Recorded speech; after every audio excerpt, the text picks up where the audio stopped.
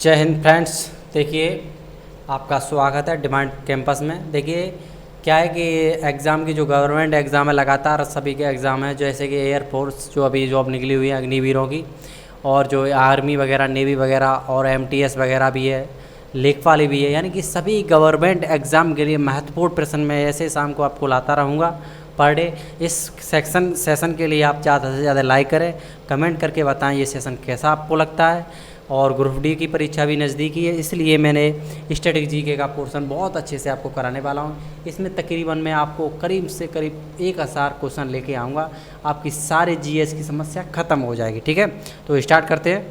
देखिए पहला क्वेश्चन क्या है, दादा साहब पुरस्कार किसके क्षेत्र में दिया जाता है? तो किसके क्षेत्र में दिया जाता है? सिनेमा क्षेत्र में दादा साहब पुरस्कार दिया जाता है। ग्रैमी पुरस्कार भी आपका जो कि दिया जाता है, ग्रैमी, वो भी सिनेमा के क्षेत्र में दिया जाता है। ठीक है, सिख धर्म के संस्थापक कौन थे? तो वो गुरु नानक थे। कौन थे? गुरु नानक थे। सिख धर्म के संस्थापक गुरु नानक थे। क्वेश्चन नंबर 3 है, भारतीय राष्ट्रीय ध्वज की लंबाई और चौड़ाई का अनुपात क्या है? भारतीय राष्ट्रीय ध्वज की लंबाई और चौड़ाई का अनुपात क्या है? तो अनुपात 3:2 है। क्या है? 3:2 है। अगला क्वेश्चन है क्वेश्चन नंबर 4, स्थानीय शासन की सबसे निचली इकाई कौन सी है? स्थानीय शासन की सबसे निचली इकाई कौन सी है? तो वो आंसर है ग्राम पंचायत। क्या है? ग्राम पंचायत। क्वेश्चन नंबर अगला है 5 नंबर, प्रसिद्ध नृत्य कथकली किस राज्य में संबंधित है? प्रसिद्ध नृत्य कथकली किस राज्य से संबंधित है? वो केरल से संबंधित है। तो चलते हैं क्वेश्चन नंबर 6 की तरफ। देखिए क्वेश्चन नंबर 6 है, बहुत अच्छा क्वेश्चन है, जो कि आपका क्वेश्चन है। देखिए, गोल गुंज कहाँ पर स्थित है? गोल गुंज कहाँ पर स्थित है? तो ये बीजापुर में स्थित है। क्वेश्चन नंबर 7 है, लघु गुणक तालिकाओं का आविष्कार किसने किया था? तो ये आविष्कार जॉन नेपियर ने किया था। क्वेश्चन नंबर 8 है, किस अंग के खराब होने से पीलिया होता है? तो किस अंग के खराब होने से पीलिया होता है? लीवर के खराब होने से हमें पीलिया होता है।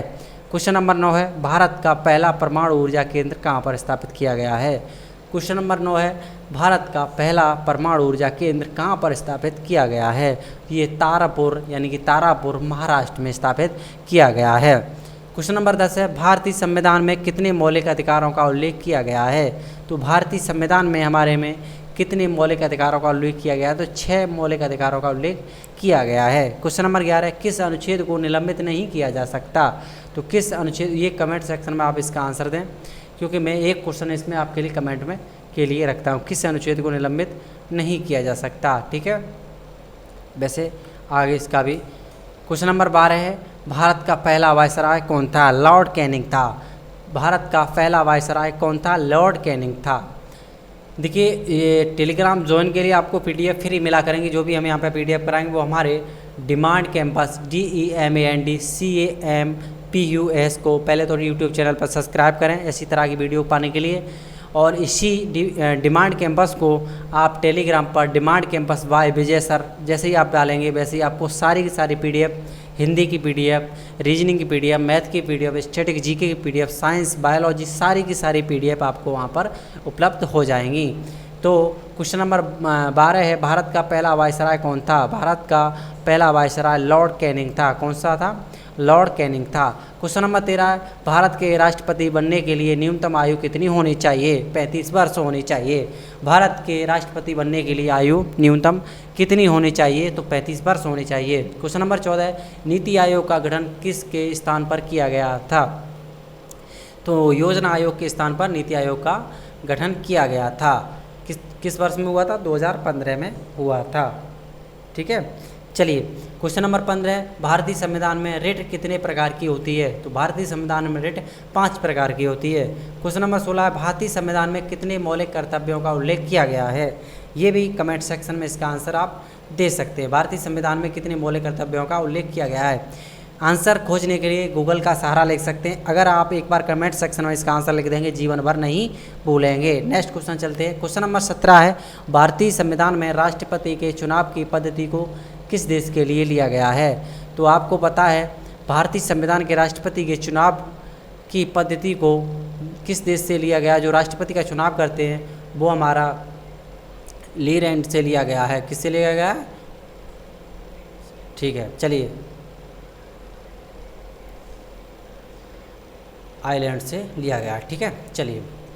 राष्ट्रपति की शपथ कौन दिलाता है? राष्ट्रपति की शपथ कौन दिलाता है? भारत के मुख्य न्यायाधीश दिलाते हैं। राष्ट्रपति की शपथ मुख्य न्यायाधीश दिलाते हैं।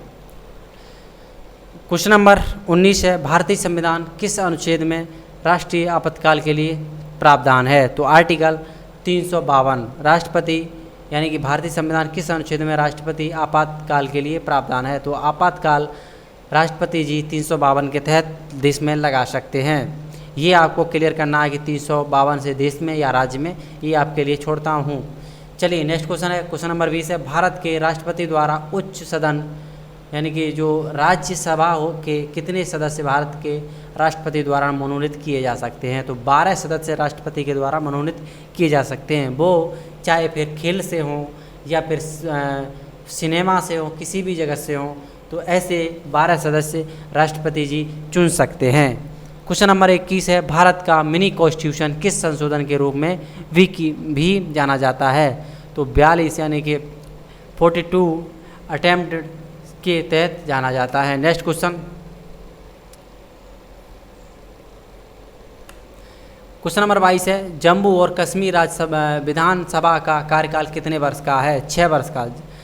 अब यहाँ से जम्मू और कश्मीर का जो कार्यकाल है वो ख़त्म कर दिया गया है। आर्टिकल 370 धारा हट चुकी है, तो वहाँ पर संविधान भारत का लागू होगा।